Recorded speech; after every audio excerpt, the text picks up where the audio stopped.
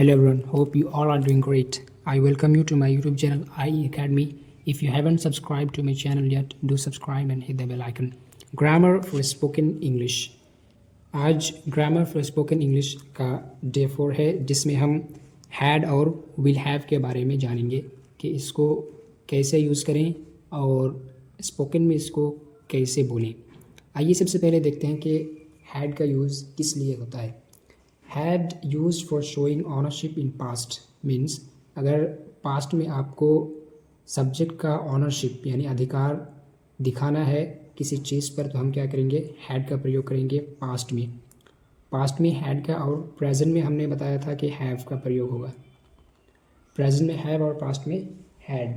जैसे मेरे पास एक कलम है, तो ये प्रेजेंट में है तो हम क्या हैव का प्रयोग करेंगे। अगर वही पास्ट में हो जाए, मेरे पास एक कलम था, तो हम क्या करेंगे, हैड का प्रयोग करेंगे। हैड का प्रयोग ऑल सब्जेक्ट के साथ होता है। मीन्स सब्जेक्ट सिंगुलर है तो भी हैड का प्रयोग, प्लूरल है तो भी हैड का प्रयोग। जैसा कि प्रेजेंट में था कि सब्जेक्ट सिंगुलर हो तो हम हैज़ प्रयोग करते थे और प्लूरल हो तो हैड, लेकिन पास्ट में हैड सब सब्जेक्ट के साथ प्रयोग होता है। जैसे देखिए,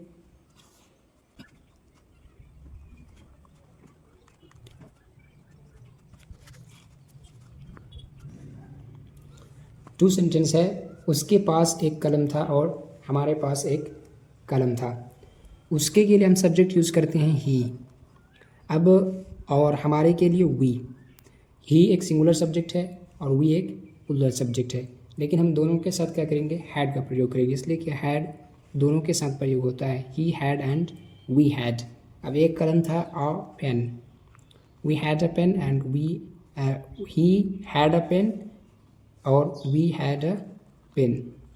वी के साथ भी हैड और ही के साथ भी हैड।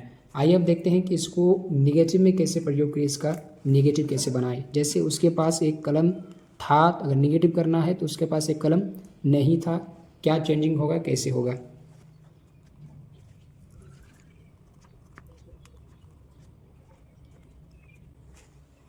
देखिए, निगेटिव के लिए हम सबसे पहले क्या करेंगे, सब्जेक्ट को रखेंगे, फिर डिड को, फिर नॉट को, फिर हैड को, फिर ऑब्जेक्ट यानी other part of the sentence. मेरे पास एक कलम नहीं था, इसमें सब्जेक्ट क्या है, आई सब्जेक्ट है, तो हम क्या करेंगे, सबसे पहले सब्जेक्ट रखेंगे, फिर डिड, फिर not.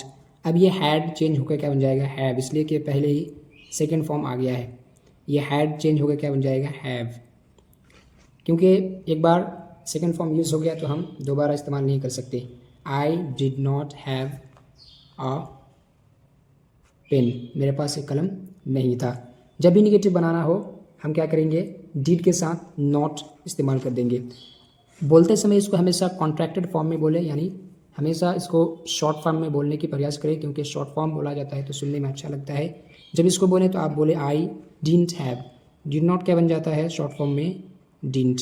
I didn't have a pen. आइए अब देखते हैं कि इसको इंट्रोगेटिव में कैसे प्रयोग करें, कि अगर कहना हो कि क्या मेरे पास एक कलम था, तो हम कैसे प्रयोग कर सकते हैं।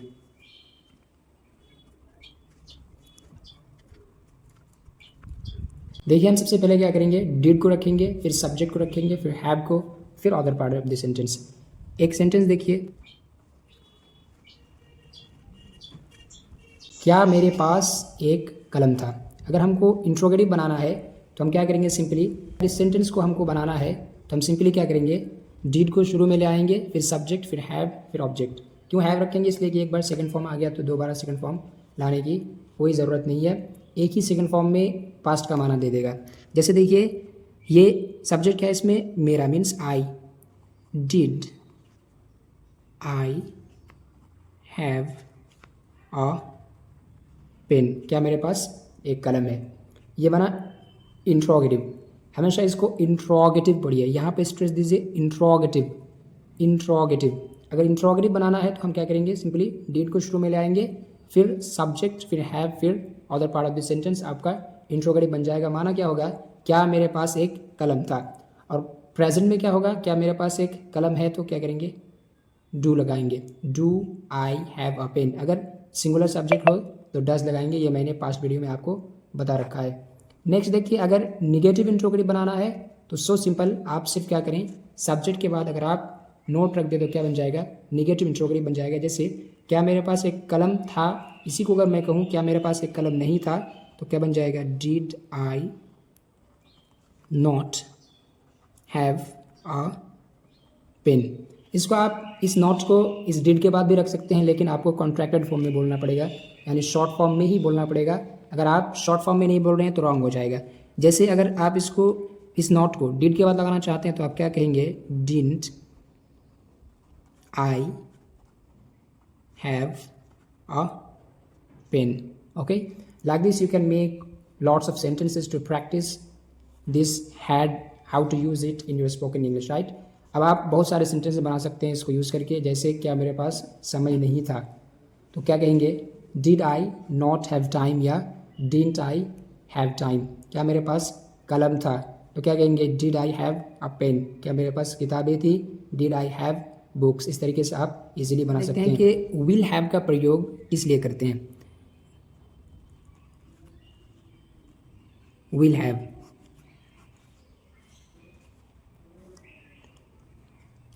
विल हैव का प्रयोग भी हम ऑनरशिप दिखाने के लिए करते हैं, लेकिन किस में, फ्यूचर में। जैसा कि हमें और आपको पता है कि विल का प्रयोग हमेशा फ्यूचर में होता है। तो जब भी विल आए आप ये जान लें कि फ्यूचर की बात हो रही है। हैव मतलब ऑनरशिप यानी अधिकार, विल आया तो फ्यूचर की बात, हैव आया तो ऑनरशिप। अगर आपको फ्यूचर में अधिकार दिखाना सब्जेक्ट का, जैसे यही सेंटेंस है, क्या मेरे पास एक कलम था, तो अगर इसको आप फ्यूचर में कहना चाहें कि क्या मेरे पास एक कलम होगा, तो सिंपली क्या कहेंगे, विल के बाद आप क्या करेंगे, हैव लगाएंगे। और ये विल तमाम सब्जेक्ट के साथ यूज होता है, वेदर इट्स सिंगुलर और plural, it doesn't matter, you just have to use will with all the subjects, right. सिर्फ आप विल प्रयोग करेंगे सब सब्जेक्ट के साथ, और ये हैव ही रहेगा, ये हैज़ या हैड नहीं होगा, क्योंकि फ्यूचर में ये मॉडल वर्ब है, इसमें चेंजिंग कर सकते हैं, लेकिन मॉडल वर्ब में चेंजिंग होता नहीं। तो आप क्या करेंगे, सब सब्जेक्ट के साथ विल लगाएंगे और हैव डाल देंगे। आइए देखते हैं कि इसको एक एग्जाम्पल के थ्रू इसको समझने की कोशिश करते हैं। मेरे पास एक कलम होगा, सब्जेक्ट क्या है, मेरा, मीन्स आई सब्जेक्ट है। तो हम क्या करेंगे, सबसे पहले I will have a pen, मेरे पास एक कलम होगा। मेरे पास एक कॉपी होगी, आई विल हैव अ नोटबुक। मेरे पास टाइम होगा, आई विल हैव टाइम। मेरे पास किताबें होंगी, आई विल हैव नोटबुक्स। मेरे पास दोस्त होंगे, आई विल हैव फ्रेंड्स। इस तरीके से आप क्या कर सकते हैं, विल हैव को यूज़ करके फ्यूचर में आप ऑनरशिप दिखा सकते हैं सब्जेक्ट का, राइट। यहाँ पे आप देख लीजिए कि विल हैव क्यों यूज़ होता है। Will have showing ownership in future, अगर फ्यूचर में आप ऑनरशिप दिखाना चाहते हैं तो विल हैव का प्रयोग करेंगे। आइए आप देखते हैं कि इसका निगेटिव कैसे बनाए। निगेटिव बनाते समय आपको सिर्फ क्या करना है, विल के बाद नोट जोड़ देना है। विल के बाद आप नोट जोड़ देंगे तो निगेटिव बन जाएगा। जैसे मेरे पास एक कलम होगा, अगर यहीं पे मैं कहूँ कि मेरे पास एक कलम नहीं होगा, तो आप क्या बनाएंगे, आई विल के बाद सिर्फ नोट लगा दीजिए, will not have a pen. और विल नॉट को कॉन्ट्रैक्टेड फॉर्म में यानी शॉर्ट फॉर्म में क्या बोला जाता है, won't, I won't have a pen. इस तरीके से अगर इंट्रोगेटिव बनाना है तो विल को शुरू में लेकर आ जाइए, आपका क्या बन जाएगा, इंट्रोगेटिव। ये हो गया एफर्मेटिव, ये negative, and this one is interrogative. Will I have a pen. इस तरीके से क्या बन जाएगा, आपका इंट्रोगेटिव बन जाएगा, will I have a pen. इस तरीके से आप विल हैव का प्रयोग फ्यूचर में ऑनरशिप दिखाने के लिए और हैड का प्रयोग पास्ट में ऑनरशिप दिखाने के लिए इजीली कर सकते हैं और सेंटेंसेस फ्रेम कर सकते हैं। So thank you so much for watching this video till the end, take care, bye bye.